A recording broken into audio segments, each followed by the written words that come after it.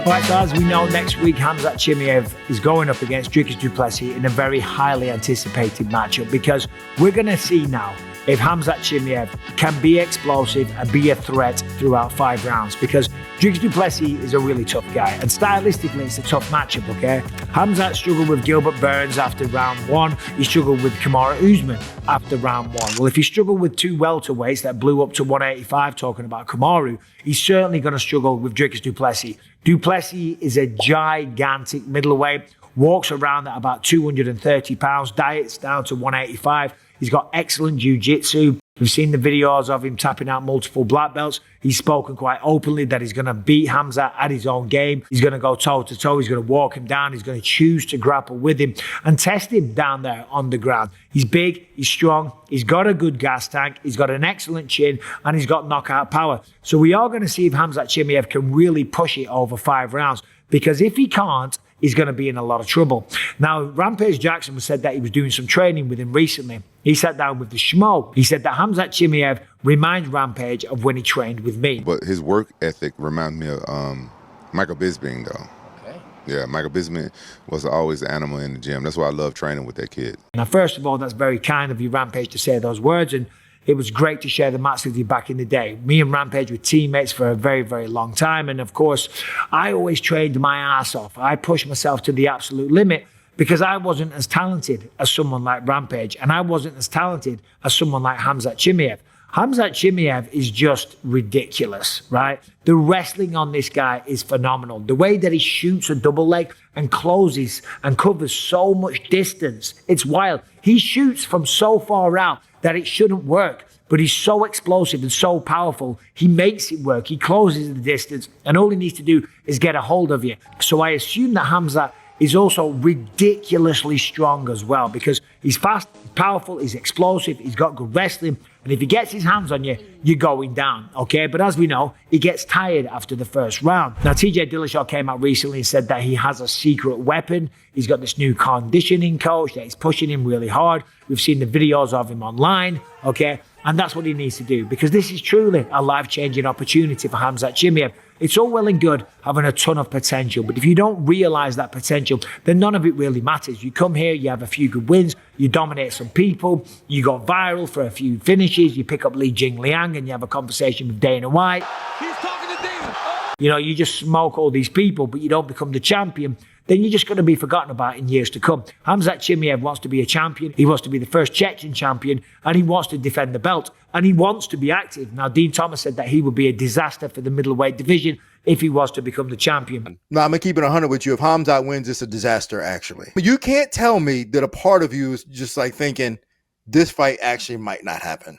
A, because he doesn't fight very frequently. B, because he gets sick. Now, not fighting frequently, Khamzat came out recently and said it's because he was struggling to get a work visa in the United States of America. Of course, this fight is going down in Chicago. Dana White, UFC president, of course, is very close friends and has a special relationship with Donald Trump. So regardless, they've made that happen. So I don't think getting into the States is going to be an issue. If Khamzat Chimaev does beat Dricus Du Plessis, and that's a big if, by the way, I don't think getting into the States is going to be a problem. Certainly not under his championship run. Donald Trump has got another 3 years in the Oval Office. Of course, a lot of people are going to be trying to impeach the guy, but he's got another 3 years, give or take, in the Oval Office. So Khamzat Chimaev, in the prime of his career, is going to have absolutely no problem getting into America.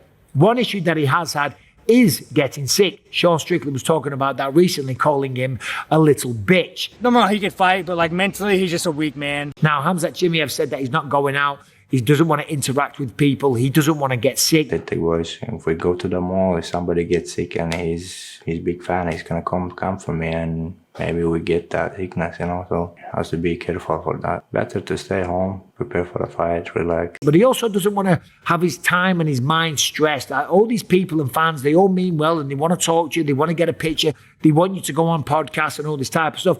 But it sucks away your mental energy. Khamzat Chimaev is avoiding everyone, but he's also avoiding them all so that he doesn't get sick. Now, Sean Strickland, the former champion, was talking about this, and he said, listen, I've trained with Khamzat, and Khamzat is a little bitch. This is the exact quote from Sean Strickland. He says, here's the thing, guys. Chimaev, that guy's just a I was there when he retired from COVID. Here's the thing, guys. I was training with him. There's a video of me and I was like, oh, you're so good. You're better than everybody. Khamzat, understand you're better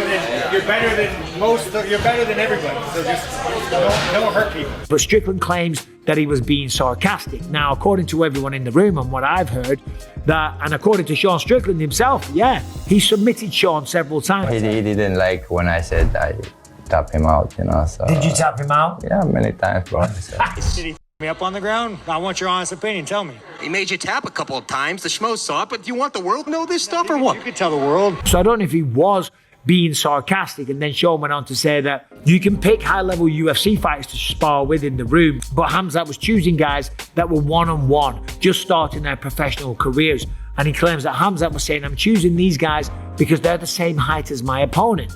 Then Sean Strickland says, no, dude, you were picking them because you're a bitch. Dude, mentally, Khamzat is just a weak man. Now, I wouldn't say that Khamzat Chimaev is a weak man. Far from it. And I certainly wouldn't say that mentally he's weak either, because think about this. He goes out, all out action right from the opening bell every single time. Now, he has got tired before. Let me tell you, getting tired in a fight is the worst thing that can happen to a fighter.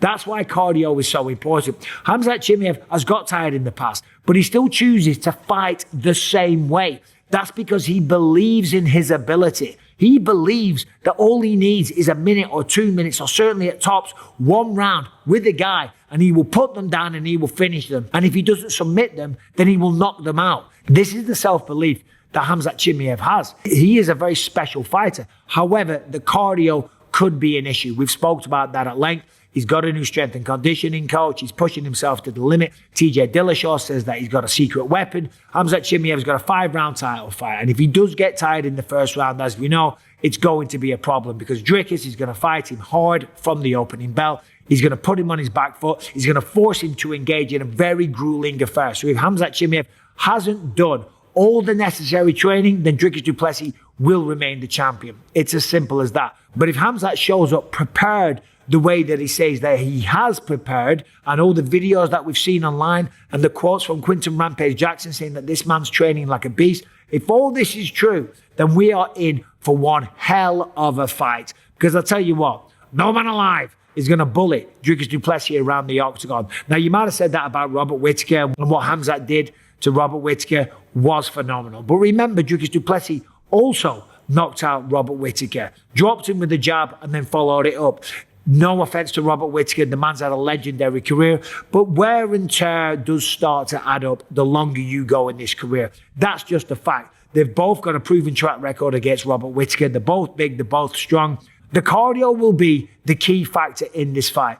Ultimately, in this fight, it comes down to how badly do you want it? Have you done the work? Have you left no stone unturned? Have you turned down other opportunities because you want to be training? Or are you trying to maximize your time as the champion? Not saying Dricus is, but all of a sudden you got people coming to you, you got Johnny come lately friends, you got endorsement deals, you've got appearances that you can do because you want to make money. Or are you single-minded? Are you locked in? Do you say no to everything because I have one mission, and that is to win this fight, and everything else comes secondary? Because if both guys have done that and you've pushed yourself to the limit, then we're in for one hell of a fight. But if Khamzat Chimaev hasn't really done it, if he hasn't pushed himself to the absolute limit, then he's going to be exposed. It's as simple as that. If he gets tired like he did against Kamaru and Gilbert Burns in rounds 2 and 3, then obviously rounds 4 and 5 won't go well. However, mental toughness does come into this, because sometimes when you are so tired and your lungs are burning and you can't breathe and your shoulders are on fire and you just want to sit down and collapse and just be left alone,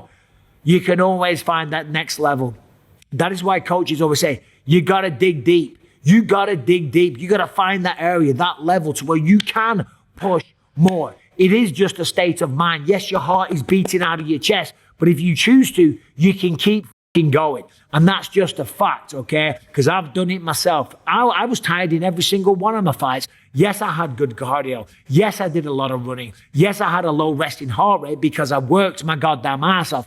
Not because I was taking performance-enhancing drugs like some dickheads were saying recently. Not because I was taking EPO like TJ Dillashaw was. I had that low heart rate because I worked my goddamn ass off. And if Khamzat Chimaev has done that, then we're in for a hell of a fight, because I guarantee Dricus Du Plessis has done that. These two match up absolutely phenomenally. I'm out here in Phuket, Thailand. I'll be watching the fight somewhere live.